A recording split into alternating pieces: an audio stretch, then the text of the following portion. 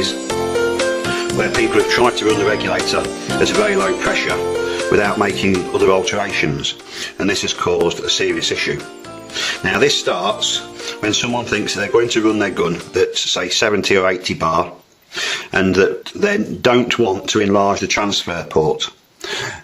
This isn't possible, because if you've got a hole this big you can only get so much air through it. If you've got a hole that big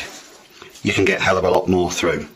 And so if you're running your regulator at only 80 bar or below, you need an enlarged transfer port.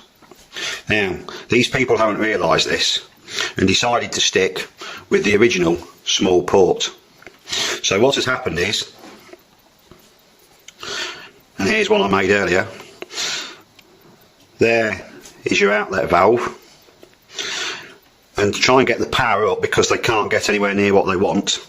they make the hammer hit the end of the valve harder and harder and harder, and obviously it has no increase at all for two reasons. One, because the transfer port's not big enough, and secondly, as you'll see, as the valve opens further and further and further,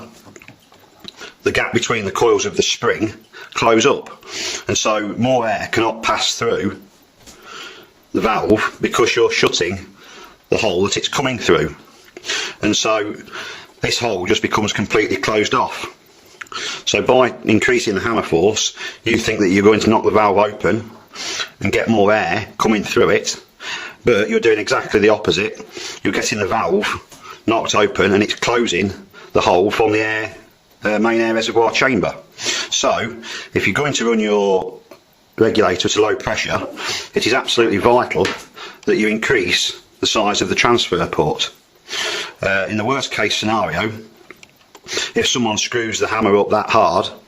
especially on I mean this is obviously a model I've made up for this video, but some valve stems are made thinner in the middle like this, and in cases like that people have screwed it up that much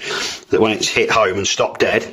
you've ended up bending the valve spool, and then obviously when it comes back it doesn't sit down and it just leaks. And so please, if we've told you that you need to enlarge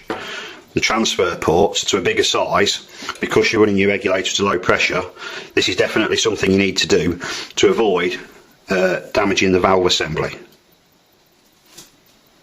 Before I end this video, I ought to point out that this has only happened